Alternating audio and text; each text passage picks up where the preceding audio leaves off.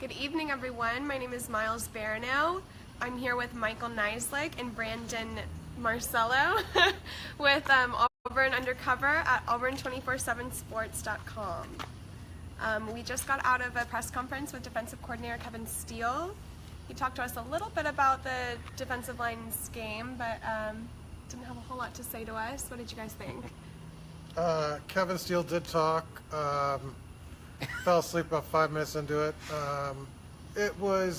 Look, Kevin Steele could be really engaging. And he could, he's had a long, well-traveled career. Great storyteller. Could be very fun. Tonight was not one of those nights. Usually on big game weeks, he is very reluctant to sort of say anything even close to provocative or interesting. Kind of said basically, if you asked him about a player, they did well. If you asked him about this, they did well. A lot of it was about effort, but I mean, this team plays with a lot of effort, and that's great, but that's not very interesting. So he didn't have much to add. I mean, we could talk about the defensive performance, but Kevin Steele certainly didn't sort of share any sort of secrets behind the madness, did he, Brandon? No, but I think he was very happy about their performance last night. It's a historic performance. They held an opponent to 78 yards, the least amount allowed since 1985. They held Ole Miss to something, I can't remember, like 9 yards. See, Miles is getting it. I don't even know. I'm too tired. 9 yards against Ole Miss. So something to celebrate. And obviously we were asking questions of Kevin Steele tonight about like, hey, that was something. That was quite the performance. And he's like, hey, we just move along and blah, blah, blah. And he was talking about how they treat every week the same and all that type of stuff. And he was asked about how this game coming up against Clemson is obviously bigger against a more talented opponent. And he kind of, not barked back, but kind of toned that down too by saying, hey, we treat every opponent the same. That's how I've been treating this and my team, my defense, ever since I've arrived here at Auburn as defensive coordinator, which is a great way to approach it. But, at the same time, you want them to open up a little bit and just speak, okay, listen, this is a big game and all this, especially considering Kevin Steele's history there. He's coached at Clemson. He was defensive coordinator there, and I even asked him, hey, what do you tell the team about the atmosphere they're about to go into? And he says, just like another SEC atmosphere. I found it was interesting that he said, Tuscaloosa, Baton Rouge, Fayetteville. I would think it's going to be louder than Fayetteville. But yeah. So other than that, I mean, I guess pretty much everything that's interesting is what you saw in the game last night, which was, we did learn tonight that apparently Auburn had 6 sacks instead of 5. I wonder who got that 6th sack, by the way. We need to figure that out. It'll be online either tonight or tomorrow. So 6 sacks instead of 5, which then bumps them up to how many tackles for loss? Is that 12? I think he said 14 total negative plays. 14 total negative plays for them. Heck of a performance, especially by that defensive line. And that was the most exciting revelation. So yeah. Really, not much. Yeah. So pretty much what this is going to be about is you guys asking us questions, and we're going to answer them. Miles is going through the questions right now. If you guys have any, we will answer anything. Yes. Auburn related, not Auburn related. Your favorite type of donut? We have donuts.com. The red ones. The red ones. They're actually not red. They're purple. Yeah, they're purple. They're purple and not red. I figured that out because I ate one on the way here. Did you actually look at it before you ate it? I did. I actually looked at it for the first time before I ate it. I didn't with more than one bite. We talked a lot about the defense today on the podcast. If you're not listening, you should be listening. But it was, it's a great performance. I know a lot of people kind of said we were negative yesterday about some of the offensive things we saw, but defensively, just a tremendous all-around game. Defensive line played well. We talked to Dontavius Russell and Trey Williams. Was Dontavius there last night? Trey was. I can't remember if Dontavius was. But Trey kind of reiterated what everyone had said. That, they just were kind of in mid-season form basically, and everybody's clicking from the line to the secondary. You asked, I think it was you, that Steele about changing the game plan, going against triple option to a team that runs more of a regular offense. He sort of shrugged that off. I mean, so team's ready, I guess, ready to go. Yeah, I mean, I wasn't asking specifically about game plan, but just how difficult it is to change. Or just transitioning the focus. From playing a triple option team to one in which we'll be throwing the ball, running the ball, doing all kinds of stuff, and especially for the secondary, which didn't have to defend the pass a lot last night. But we have any questions? We've got a lot of Mara? questions I coming saw in, one yeah. question. I'm going to take this for a Oh, go second. for it. Good. Somebody asked Gracious. about the DC rebirth. We have differing opinions on this. This is going to like tune out most of the audience. Great. When DC went to the New 52, I swore off DC Comics. I'm an avid comic reader. Still read other stuff, but haven't gone back. Won't go back until the leadership's changed there. Always with the money grab, which continues now with more Watchmen garbage. They're ready to sell their soul for any sort of quick dime, which is going to eventually ruin DC, which is permeated into movies as well. Brandon still reads it, but he reads digitally the comics, so it really doesn't count. So that's the answer. Whoever asked that question, gross, terrible, terrible. Give me that. DC Rebirth is good. The Batman. It's not. It's the not. Batman and Flash comics are pretty It's good. not. He That's doesn't all I've read been good reading. comics. I don't. He reads like shiny new stuff. I He's like, pop ooh, in, the yeah. Flash, it's red. Yeah, and I read Dark Knight Metal, the first one. Wasn't impressed, but Batman did ride a raptor. So here we go. Yeah, that sounds like Let's Batman. move on. Let's move on All to right. some football questions. Heated. We've got a lot of questions about the suspensions. I know that's kind of a touchy subject with Gus, but what can you guys tell us about those? You know, we saw it coming as we were mentioning on here, and I wrote at auburnundercover.com throughout last week. There was smoke. So I said, don't be surprised if something. That's now got that. Don't be I surprised. thought that was what you were saying all along. That wasn't in your intent? No. Oh, I thought that that makes was me your- sound so much smarter than I am. Yeah, I know. And I should have gave you went with credit. that. I gave you credit. Here's the thing. Okay. I'm dumb. Yeah, I don't know if you guys guess know so. that yet. I'm very I dumb. guess so. But anyway, so the suspensions, we saw them coming. We didn't know how long or when they would happen. Heck, they might not even happen in the season opener if they were to happen. So we were kind of waiting to see what was going to happen. Though, at least with one of the players, I'm not going to name who, we had an idea all the way back in June that something could occur as far as being able to play or sitting out. It depended on what type of punishment Auburn wanted to hand out. But also, a lot of this stuff's so private and no one's talking about it. I know there's a lot of rumors out there, and you guys have read them too, but it's so difficult to confirm things like that. I'll tell you that straight up.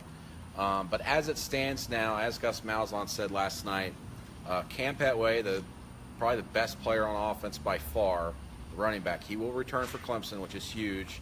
And I also think, which is huge, is Kyle Davis returning. Maybe he can spark the passing game, stretch the field a little bit, because, man, they could not stretch the field as much as I thought they were going to be able to against Georgia Southern last night.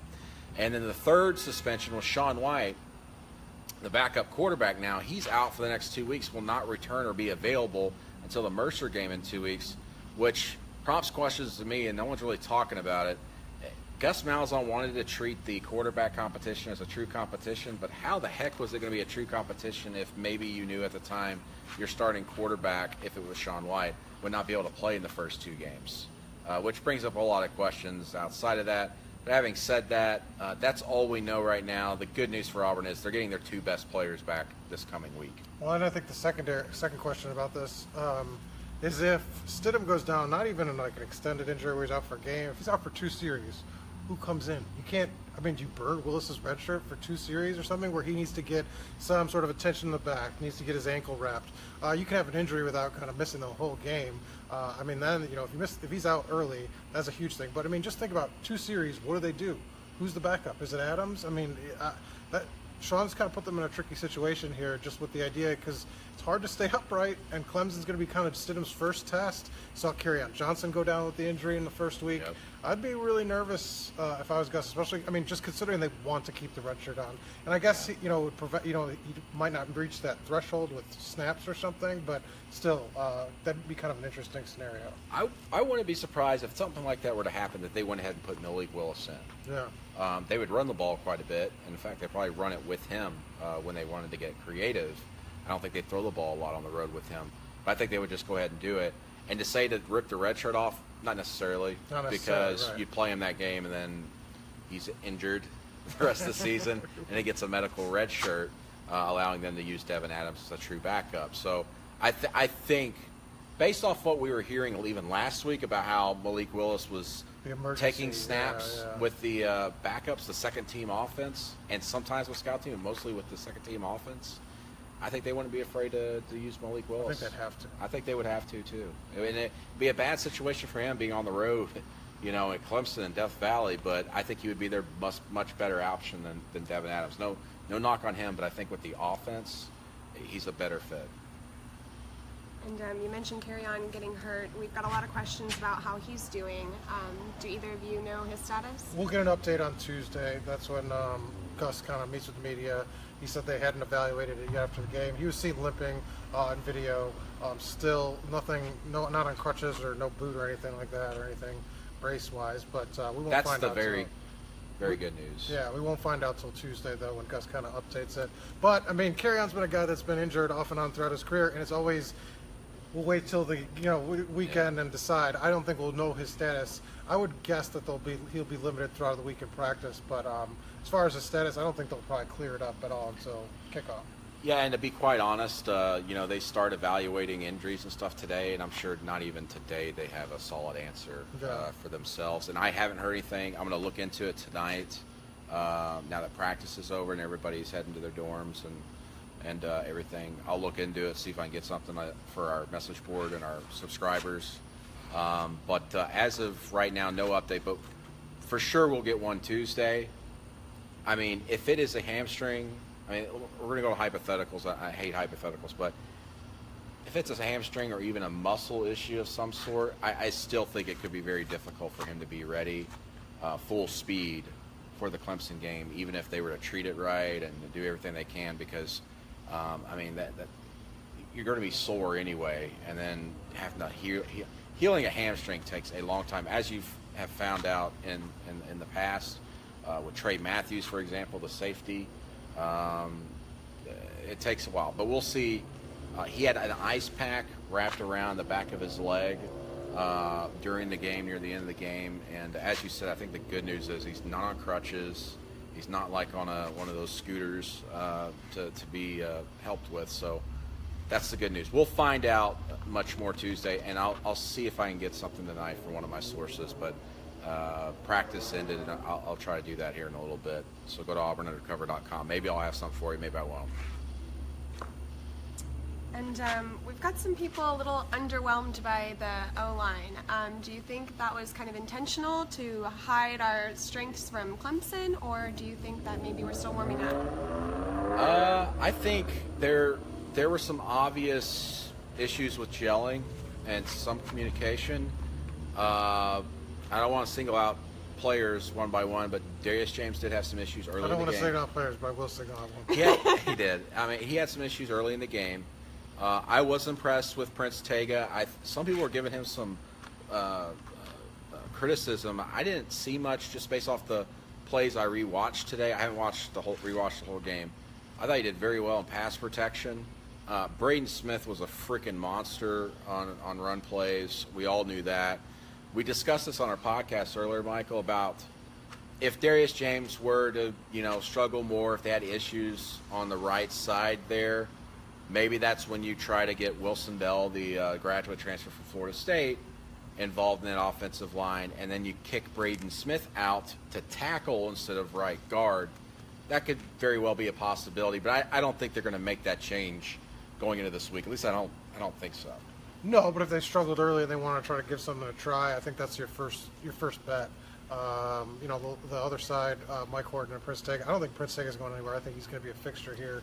I think he's great. They see his ceiling. They see him as an NFL level top tier talent, and already risen up pretty quickly. But yeah, O-line, I thought it was kind of. I mean, first game of the season. I mean, the whole offense struggled in the first half, and that line looked bad on one play where the running back was supposed to pick up a sack, a blitzer or somebody off the edge. So I mean, there were problems beyond them, and I don't think that you can kind of say they were a disaster. I just think they struggled at the start, and we kind of knew that because they were rotating almost all the way up until the last week of camp with the competition. So not surprising.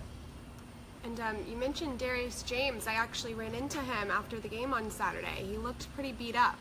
So I'm hoping he was limping, There's some inside icing. info. So hopefully that wasn't what was contributing to his performance. But, Inside scoop. Inside Miles. scoop, guys. VIP. Yeah. He may have just been. I'm sure he was just beat I'm up. sure everyone's a little beat up. They all iced down. That's what Brandon does after the game. He's got ice packs on his head, his fingers. I'm trying to shrink.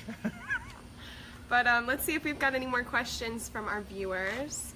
I did see some questions regarding play calls and who you think are calling those plays, Gus or Lindsay. I know a lot of people are saying that. People are convinced that I know some people on the board are taking photographic evidence of Gus carrying I think one of their play calling sheets and like, see, he's carrying the plays. But I mean, I don't think that's proof that he's I mean, look, it was very similar game plan in the first half to what they ran last year, and I think that's obvious.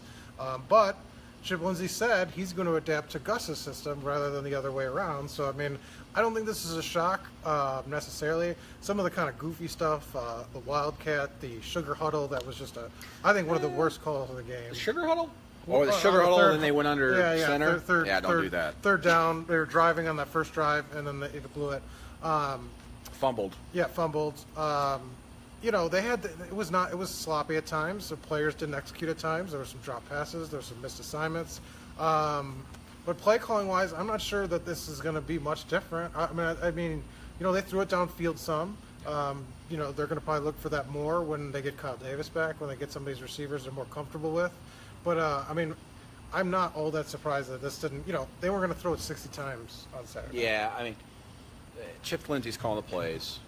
Gus Malzahn is providing feedback. Everybody expected that. It was the same thing with Rhett Lashley calling the plays last season. So no surprise there. Chip Lindsey is calling the plays. I guarantee you, Chip Lindsey is calling the plays. It's just that it wasn't very game plan wasn't flamboyant, exactly right. so to speak. They went deep a couple times. The RPOs were slow to develop. Jarrett Stidham held on the ball too long. That led to some bad plays. But the receivers need to get open, get separation. There were times receivers were getting open and Jarrett Stidham just wasn't seeing them and throwing the ball down the field.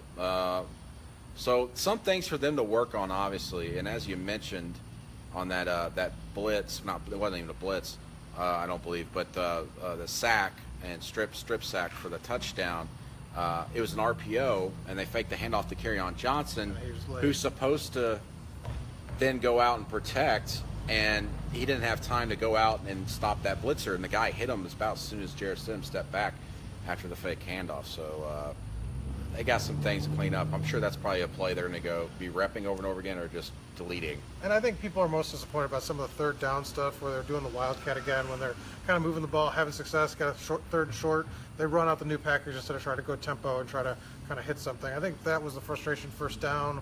A lot of just the same thing, running over and over again. Fans wanted to see a little bit of things mixed up. I mean, I think people were overestimating kind of what the changes would look like. Yeah. But I still think that there's some tweaks to be made. And I think some of that we'll see in Clemson where they kind of mix up the game plan even more. And just real quick, very impressed with Malik Miller as a pass blocker. Not so much Kerryon Johnson. Move on. Lots of questions about Nate Craig Myers. Hey, there's his guy. Why didn't we see more of We'll give him? that to Brandon. MVP. Great question. His MVP status has gotten off his run is off to a slow start.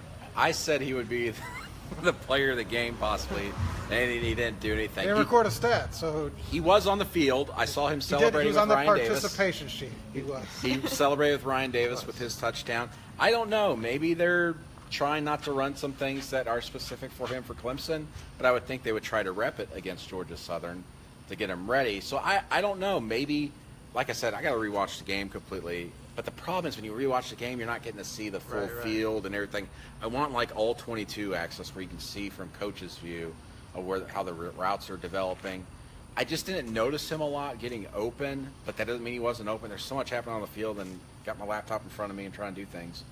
But they were using a lot of receivers, so he wasn't like the main guy. You know, he wasn't getting playing time over every other guy. He was sort of in the mix.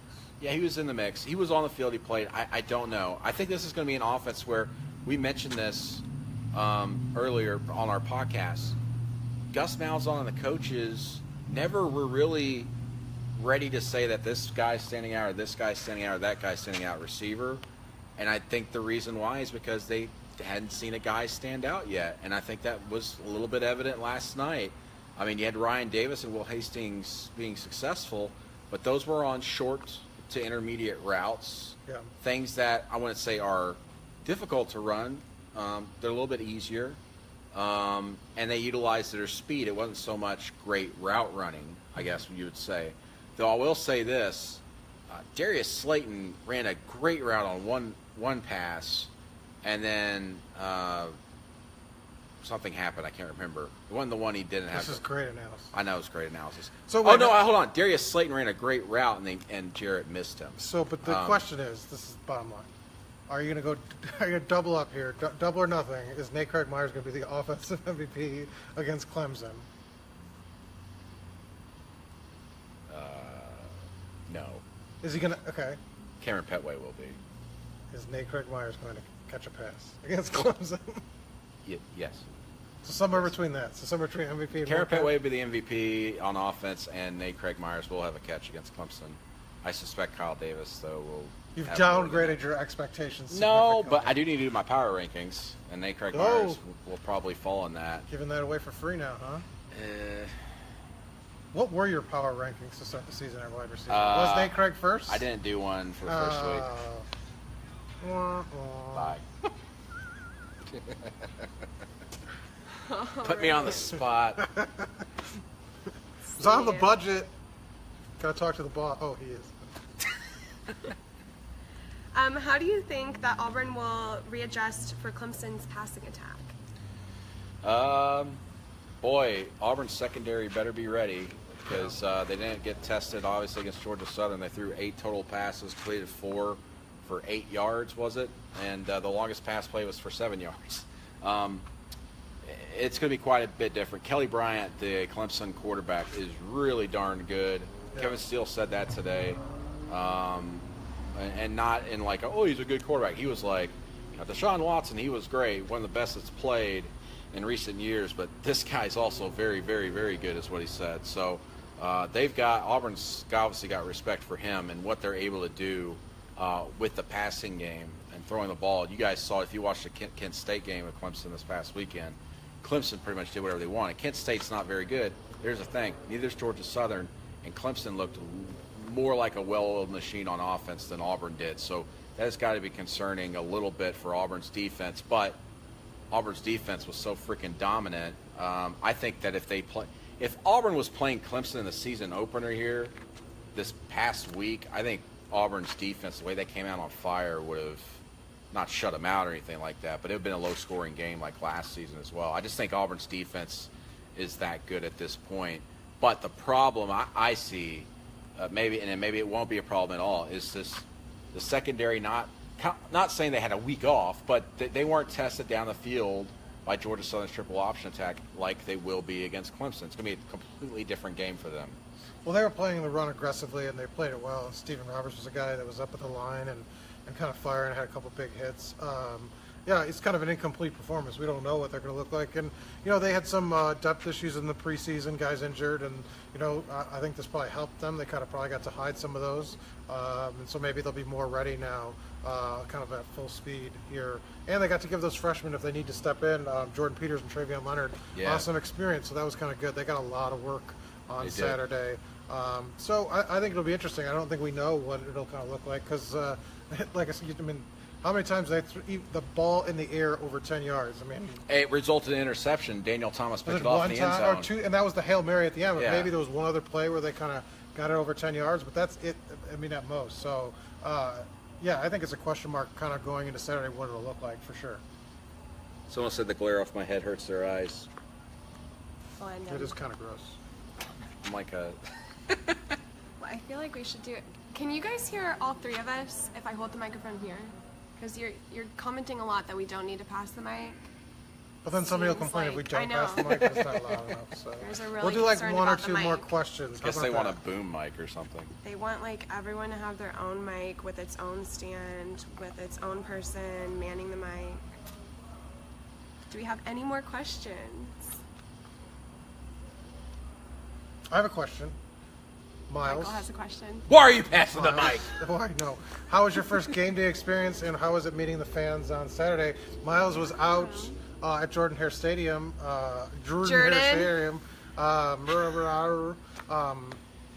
meeting with fans and interacting. So on Mercer week 3, she'll be back there. What was everything like? She might be there for Clemson.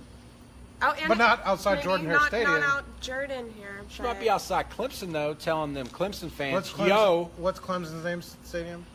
What? Don't put me on the spot. You should know. Well, I had a great Ben Hill game day Griffin Stadium, right? experience. Oh, Ben Hill. No, Griffin. I'm not wrong. Wrong. I'm wrong. Never mind. So what? Let Miles speak, Brandon.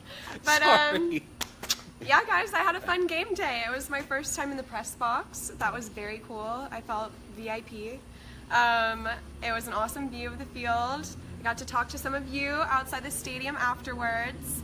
My mic was off for like the first half of my video, so that was, true to form. But I really like the part where we'll get better. you were miming and. Really yeah, people good. were just ad-libbing for me, so that was fine.